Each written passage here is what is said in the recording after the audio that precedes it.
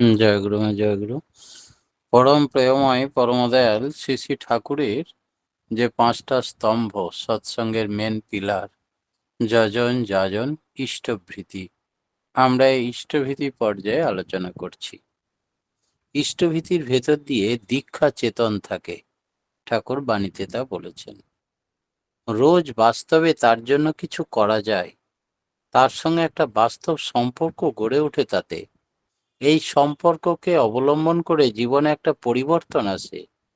অবশ্য যদি নিত্য করণীয়গুলি সে সিনসিয়ারলি করে চলে, তবেই ইষ্টভীতি হলো সমর্থযোগ্য। এতে মানুষকে যোগ্য করে তোলে।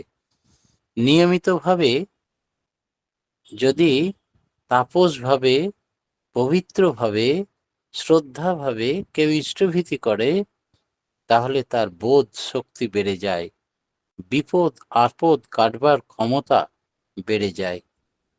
দুনিয়া টলমল করতে থাকলেও আপনি অটলভাবে দাঁড়িয়ে থাকতে পারবেন নিষ্ঠা সহকারে যদি ইষ্টভীতি করে। পরমপিতাকে ভালোবাসে, তার পথে চললে পরমপিতা তাদের হাত ধরে চালিয়ে নিয়ে মঙ্গলের কোলে সমাসীন থাকেন। ইষ্টভীতি নিকুম্ভিলা যজ্ঞের মতোই। নিষ্ঠা সহ ইষ্টভীতি করে বার হলে নিকুম্ভিলা যজ্ঞ করে বেরোনোর মতো শক্তি সম্ভূত ও অজেয় হয়ে উঠেছে। এক ভক্ত একদিন শ্রী শ্রী ঠাকুরকে জিজ্ঞেস করেছিলেন, ইষ্টভীতির মতো বাস্তবভাবে ঈশ্বরের উদ্দেশ্যে দান করার বিধি কোনো শাস্ত্রে আজ পর্যন্ত দেখা যায় না। শ্রী শ্রী ঠাকুর বললেন, আত্মবৎ ইষ্ট সেবা বৈষ্ণবদের মধ্যে নর্মাল, স্বাভাবিক শ্রেয়জনকে সেবার পিত করা একটা মস্ত সাধনা। শিখদের দশবদ্ধ, অর্থাৎ অর্জনের অগ্রভাগ 10 আঙুল দিয়ে তুলে গুরুকে আগে নিবেদন করতে হবে, এ কথা বলা আছে শিখ ধর্মে। তাই বাচ্চা বাচ্চা ছেলেপিলেদের দিয়েও ইষ্টভীতি করাতে হয়। তেমনি পিতৃভীতি মাতৃভীতিও মাথায় যেন ঢুকিয়ে দিতে হয়, যাতে করে প্রত্যেকটি ছেলে তার বাবা মায়ের জন্য রোজ কিছু তো একটু তুলে রাখে, পিতৃভীতি করে এবং মাতৃভীতি করে। মা বাবাকে নিত্য কিছু দিলে সে যেন খুশি বোধ করে এবং খুশি করার নেশা তাকে পেয়ে বসে। স্ত্রী নিত্য না পারলেও তার মতো করে কিছু কিছু উপঢৌকন স্বামীকে রোজ দিতে থাকে, যেন মাঝে মাঝে দেয়, তার স্বামী ভক্তি বাড়ে। ছেলেপিলেরাও এইরকম দৃষ্টান্ত দেখে উপকৃত হয়। ব্রহ্মচর্য আশ্রমে শিষ্যদের রোজ ভিক্ষা করে গুরুকে সেবা করার বিধান ছিল। গুরু ভক্তি বিলাসে ইষ্টকে যা কিছু অন্নপানাদি প্রিয় ও মনোহর দ্রব্য নিজে ভক্ষণ করার পূর্বে নিবেদন করার বিধান ছিল। গীতায় ভগবান শ্রীকৃষ্ণ সর্বকর্মফল ঈশ্বরে ত্যাগ করার কথা বলেছেন। আরো বলেছেন, তাকে না দিয়ে যে ভক্ষণ করে সে পাপ ভক্ষণ করে।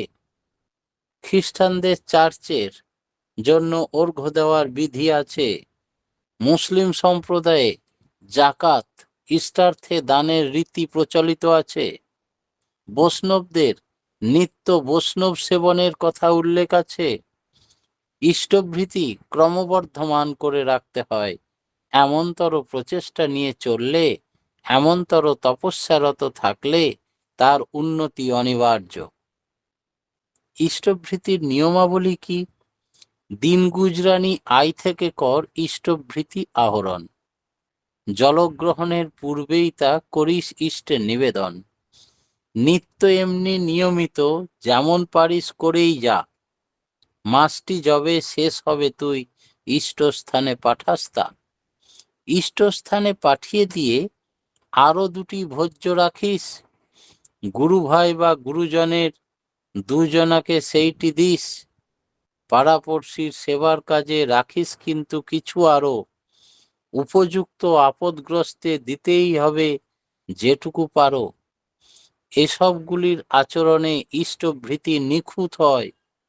এ না করে ইষ্টভৃতি জানিস কিন্তু পূর্ণ নয়।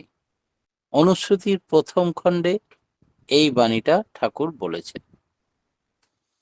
তাই ইষ্ট অর্ঘ্য বা ইষ্টভৃতি নিবেদনের পরেই বলো, তুমি যখন তোমার ইষ্টে বা আচার্যে ইষ্টার্ঘ্য বা ইষ্টভৃতি নিবেদন করো, সেই নিবেদন সমাপ্তির সঙ্গে সঙ্গেই শ্রদ্ধ উচ্চারণী অন্তঃকরণে অন্তরের আবেগ নিয়ে বলো, হাত জোর করে, হে দেবতা, হে আমার আচার্য, হে আমার প্রিয় পরম, আমি আমার শ্রদ্ধাকে তোমাকে আহুতি দিচ্ছি। ইহাই অগ্নিহোত্রের তাৎপর্য। কারণ অগ্নি হচ্ছেন ইষ্ট দেবতা এবং ব্রহ্মবিদ আচার্যের প্রতীক, তাদেরই অগ্নিমুখ বলা হয়। তাই অগ্নিহোত্র নিত্যকরণীয়। প্রত্যেক দিন এই শ্রদ্ধা অর্ঘ্য তাকে নিবেদন করতে হয়। নিত্যকরণীয় কখনোই কোনো ক্রমে যেন পরিত্যাগ না হয়। ইষ্টভৃতিতে যাদের নিষ্ঠা শিথিল, ইষ্টভৃতি জীবনযজ্ঞের প্রধান আহুতি বলে যারা গ্রহণ করেননি, ইষ্টভৃতি সম্বন্ধে যাদের অন্তরেই হোক আর বাইরেই হোক কৈফিয়তের অবতারণা হয়, ভাতৃভোজ্য ভূতভোজ্যকে যারা ইষ্টভৃতির পূজা উপকরণ করে নিবেদন করে না, ইষ্টভৃতি ইষ্টে নিবেদন করে আত্মপ্রসাদের বদলে যারা আফসোসই করে থাকে, তাদের ইষ্টভৃতি সত্তার প্রস্তাবিত হয়ে উঠতে পারে না। ইষ্ট কি তা গ্রহণ করেন যে উৎসর্গ জীবনে সম্বর্ধনে উৎসর্জনা সৃষ্টি করে না, তা কখনো হতে পারে না। ওই দ্বিধা দুষ্ট উৎসর্গ তার প্রশস্তির অর্ঘ্য হয়ে ওঠে না, বরং হয় অস্বস্তির সাজা। কোনো কিছু চাওয়া পাওয়া উদ্দেশ্য নিয়ে ইষ্টভীতি করতে নেই। অসচে ইষ্টভীতি নিবেদন প্রসঙ্গে শ্রী শ্রী ঠাকুর বলছেন, গুরু তো নারায়ণের অনুকল্প। নারায়ণের ভোগ যদি অসচ অবস্থায় দেওয়া না যায়, তাহলে গুরুকে দেওয়া যাবে কেন? কারো অসচের মধ্যে ইষ্টভীতি করবার দিন পড়ে গেলে সে ওই দিনেই পাঠাতে পারবে কি না? এই প্রশ্নের উত্তরে ঠাকুর বলেছিলেন, নিশ্চয়ই অসহজের দিন পড়ে গেলে সেই দিনই অসহজ হওয়ার পূর্বে ইষ্টভীতি পাঠিয়ে দেবে। ওই যাকে নিয়ে ইষ্টভীতি করবে তাকে দিয়েই পাঠাবে। যার সময় অসহজ নেই এমন কাউকে ডেকে মন্ত্র বলে দিয়ে তাকে দিয়ে ইষ্টভীতি করানো যায় বা পাঠানো যায়। দীক্ষিত লোক না পেলে সশ্রদ্ধ অদীক্ষিত লোক দিয়েও ইষ্টভীতি করানো যায়। প্রফুল্লদা জিজ্ঞেস করলেন, আবার এক রকমের আছে ইষ্টভীতি পয়সা তুলে রেখে দিয়ে অসৌজান্তে সেটা নিবেদন করলে মন্ত্রপাঠ করে, কিন্তু অসহজের মধ্যে ইষ্টভীতি পাঠাবার দিন পড়ে গেলে তার পক্ষে ওই অনিবেদিত অর্ঘ্য পাঠানো মুশকিল। শ্রী ঠাকুর বললেন, সেই জন্য অন্য কাউকে দিয়ে রোজ নিয়মিতভাবে করানোই ভালো। তাহলে আর ওই পাঠাবার দিনে অসুবিধায় পড়তে হবে না। তাই অসহজকালীন দীক্ষিত না পেলে অদীক্ষিত শ্রদ্ধার্ঘ্য ইষ্টভীতি তাকে দিয়ে নিবেদন করা এবং নির্দিষ্ট 30 দিনেই পাঠানোর ব্যবস্থা করা। অসহজ হয়ে গেলে অন্য কাউকে দিয়ে পাঠানো যাবে। ইষ্টভীতি প্রেরণ বিধি কি করে পাঠাবে? ইষ্টভীতি ইষ্টকেই দিস, করিস না তার বঞ্চনা। অন্যকে তা দিলেই জানিস আসবে বিপাক গঞ্জনা। অনুশ্রুতি। নীতি হচ্ছে ইষ্ট সান্নিধ্যে, ইষ্ট সকাশে, ইষ্ট প্রীতার্থে নিবেদন করা।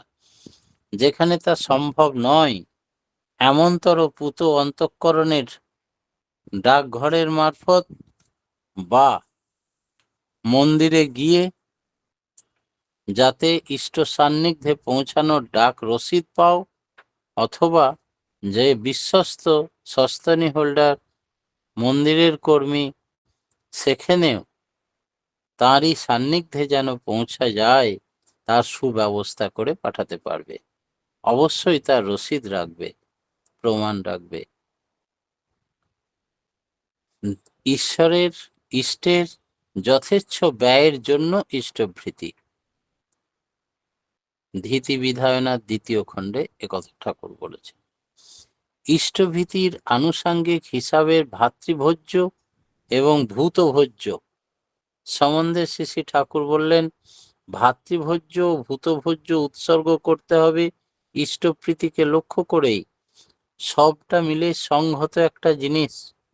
নিজের ভরণের জন্য ভাববার আগে আমরা ভাববো আমার ইষ্ট, গুরুজন, গুরুভ্রাতা, ভূতগণের ভরণের কথা। নিজের পিতৃভোজ্য, মাতৃভোজ্য, বাবা মায়ের ভোজ্যের জন্য প্রত্যেক দিন কিছু তুলে রাখতে হয় বাস্তবভাবে। সেই জন্যে যে যতটা পারবে তার ভিতর দিয়েই তাদের মগজে ঢুকবে ইষ্ট সেবা, ইষ্টার্থে পরিষেবা। তাতেই জীবনের দ্বার খুলে যায়, উন্নতির মুখ্য উপায়। এই চিন্তাটা যদি আমাদের মাথায় এবং আচরণে ঢুকে যায় বাস্তবে, তার দারিদ্র ব্যাধি, অযোগ্যতা, অলক্ষী আর সেখানে ঠাঁই পায় না। ইষ্টভীতি তাই ধর্মের অর্থাৎ জীবন বৃদ্ধির একটা কর্নারস্টোন, প্রধান ভিত্তিপ্রস্তর। ইষ্টভৃতি হিসাবে নিত্য ভোজ্য বা নৈবেদ্য উৎসর্গ করাই বিধি। তবে তা রাখা এবং ওই জিনিসগুলো মাসান্তে ইষ্টস্থানে পৌঁছে দেওয়ার বাস্তব অসুবিধা আছে, তাই ভোজ্যের অনুকল্পে পয়সা রাখা চলে। ইষ্টভীতি করার সময় নিত্য ইষ্টভীতি, ভূতভোজ্য, ভাতৃভোজ্য যদি আলাদা আলাদা করে 3টে কৌটোয় বা ন্যাকড়ায় বেঁধে চিহ্নিত করে রাখা যায়, তাহলেও দোষের নয়। সারা মাসে সেই বাবদ যেমন নিবেদিত হলো সেই অনুযায়ী মাসের শেষে তোমরা পাঠিয়ে দেবে। তবে স্মরণ রাখতে হবে, ইষ্টভরণী মুখ্য, ওইটি হচ্ছে মন খুঁটি। ভূতভোজ্য, ভাতৃভোজ্য এর শাখা। শুধু ভূতভোজ্য বা ভাতৃভোজ্যের কোনো দাম নেই। যদি একজন ইষ্টভীতি না করে আর ইষ্টভীতির আনুষাঙ্গিক হিসাবে ভূতভোজ্য, ভাতৃভোজ্য করে, ইষ্টভীতির পূর্ণাঙ্গতা বা ভূতভোজ্য বা ভাতৃভোজ্য অবশ্যই দেয়, তাতে বিশেষ কিছু লাভ হবে না। 3টি আলাদা আলাদা নৈবেদ্য উৎসর্গ করার প্রসঙ্গেই শ্রী শ্রী ঠাকুর বলেছিলেন, আলাদা নিবেদন করা যেতে পারে বলে কেউ যেন মনে না করে যে ওইগুলো তুল্য মূল্যের, অর্থাৎ ইষ্টের নিবেদন আর ভূতভোজ্য বা ভাতৃভোজ্যের নিবেদনের পরিমাণ তার থেকে অবশ্যই কম হবে। আলাদা হলেও সেগুলো আলাদা নয়, সবটি মিলেই পূর্ণাঙ্গ ইষ্টভৃতি। পূর্ণ হয় ভাতৃভোজ্য, ভূতভোজ্য, পিতৃভোজ্য, মাতৃভোজ্য, ইষ্টভৃতি, ইষ্টপ্রীতিকেই লক্ষ্য করে। প্রত্যেকে 30 দিন দক্ষিণা এবং সংঘটনী সহ ইষ্টভীতি দেওয়াই বিধি। আগে ইষ্টভীতি দিয়ে পাঠিয়ে দেওয়ার পর ভাতৃভোজ্য, ভূতভোজ্য দানের কথা ভাবতে হবে। আবার কেউ যদি পিতৃভোজ্য, মাতৃভোজ্য করে, সেটাও প্রত্যেক মাসে ইষ্টভীতি পাঠানোর দিনে পিতৃভোজ্য, মাতৃভোজ্য নিবেদন করবে। ভাতৃভোজ্য, ভূতভোজ্য রোজ যদি না রাখে, মাসের শেষে নিবেদন ইষ্ট অর্ঘ্য পাঠানোর পর ইষ্টস্থানে আলাদা করে ওইটি পাঠিয়ে দেয় বা লোকালেই কাউকে দিয়ে দেয়। পরিবেশের সেবার ব্যাপারে আমরা যেন সুকেন্দ্রিক এই ধাঁচটা অক্ষুণ্ণ রাখি, তাকেই বলে ইষ্টপ্রাণ সেবা। তার মাধ্যমেই মানুষ সুকেন্দ্রিক হয়ে ওঠে, ইষ্টপ্রাণ করে তোলা যায় প্রত্যেককে। তাতেই মানুষ তাঁর হয়ে ওঠে। নচেত মানুষের বৃত্তিতে তেল মালিশ করাই সার হয়। তুমি নিজেকে উজাড় করে দিয়েও কারো সত্যিকারের কিছু করতে পারবে না। তোমার সবাই শোষণ করতে শুরু করে দেয় নিজেকে প্রবৃত্তি পোষণের জন্য। তাতে নিজের ও অন্যের খারাপ ছাড়া ভালো কিছু হয় না। ওতে তারাই যোগ্য হয় না, শক্তিমান হয় না, সুকেন্দ্রিক হয় না। তাই সঠিকভাবে তোমরা সবগুলোই পরিপালন করার চেষ্টা করো। ইষ্টভৃতি ভাতৃভোজ্য অশ্রদ্ধাতে দেয় যে ইতভ্রষ্ট নষ্ট অবিলম্বী হয় সে। ইষ্টভৃতি ভাতৃভোজ্য অবজ্ঞা করে নেয় না, পায়ের লক্ষ্মী সেই তো ঠেলে নারায়ণকে চায় না। অনুশ্রুতির প্রথম খণ্ডে এই কথা শ্রী শ্রী ঠাকুর বলছেন যে ভাতৃভোজ্য, পিতৃভোজ্য, মাতৃভোজ্য যতই নগণ্য হোক, যেন তা সশ্রদ্ধায় গ্রহণ করা হয়। ইষ্টভৃতি ভালো করে পালন করলেও, যুদ্ধে বোমা বিস্ফোরণ হলেও সেখানে সে চাপা পড়ে অকাল মৃত্যু হবে না। কিরকম? শ্রী ঠাকুর বলছেন না পারাই সম্ভব, না পড়াই সম্ভব, অর্থাৎ বোমাই পড়বে না তার গায়ে। ভালো করে কিছুদিন যদি এসব তোমরা ইষ্টভীতি সম্পূর্ণভাবে করা অভ্যাস করো, তবে অন্তর্দৃষ্টি ডেভেলপ করে যায়। তার দরুন আগে থাকতে টের পেয়ে যাওয়া, সাবধান হতে পারবে। জেমস ঠিক একই কথা বলছেন। বৈজ্ঞানিক জেমস জিন্সের কথা আপনারা অনেকে জানেন। তিনি আধুনিক বাঘা বৈজ্ঞানিক বলা হয়। তিনি ঠাকুরের এই ইষ্টভীতি পঞ্চযজ্ঞকে সমর্থন করেছেন। শ্রী শ্রী ঠাকুর বলছেন, ইস্পিত করেই কেষ্টদার বাড়ি থেকে প্রফুল্ল উইলিয়াম জেমস এবং সিলেক্টেড নিবন্ধরাজি বই নিয়ে এলেন। কেষ্টদা সেই বই পড়ে শোনালেন যে মানুষ যদি শতস্বেচ্ছ আগ্রহে নিত্য তপস্যা পরায়ণ হয়, শুভার্থে ইষ্ট উৎসর্গ পরায়ণ হয়, তবে ওই তপপ্রাণতা তার মধ্যে এমন এক শক্তি সঞ্চারিত করে যে তার ফলে সে হেলায় বহু বিপদ আপদ দুর্বিপাককে অতিক্রম করে যেতে পারে। যাদের এমনতর তপসঞ্জাত শক্তি নেই, তারা এমনতর অবস্থায় পড়ে ধূলিসাৎ হয়ে যায়। যুদ্ধের সময়ও কি ইষ্টভৃতি এবং সস্তানি করা সম্ভব? ঠাকুর বললেন, তখন দেখি ইষ্টভৃতি সস্তানি ভালো করে সেট হয়ে যাবে মাথায়।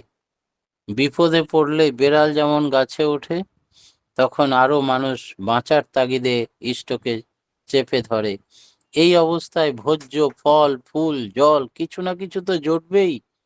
তাই দিয়ে এক মুষ্টি বালুকণাও দিয়ে আগে ইষ্টকে নিবেদন করে তবেই জলগ্রহণ করবে। ইষ্টভৃতি সস্তায়নী করার দরুন যার ভিতর যে এনার্জি বা শক্তি মজুত রয়েছে, বিপদের সময় তাই তাদের ত্রাণ করে।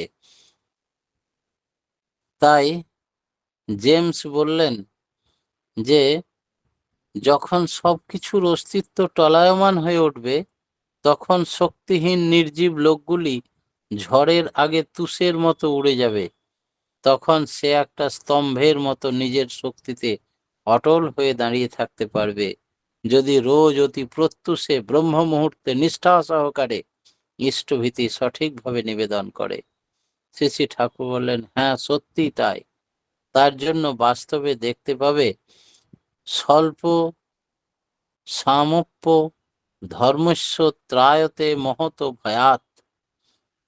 আরো আছে যে কি করে এই ইষ্টভৃতি যারা ঠিক মতো করে, তাদের মহা ভয় থেকে তারা ত্রাণ পায়। কিছু নার মধ্যে দিয়ে তারা কর্ম নিযুক্তি হয়ে থাকে, তাদের কাজ পেতে অসুবিধা হয় না এবং নিজেরা কর্ম সৃষ্টি করতে পারে।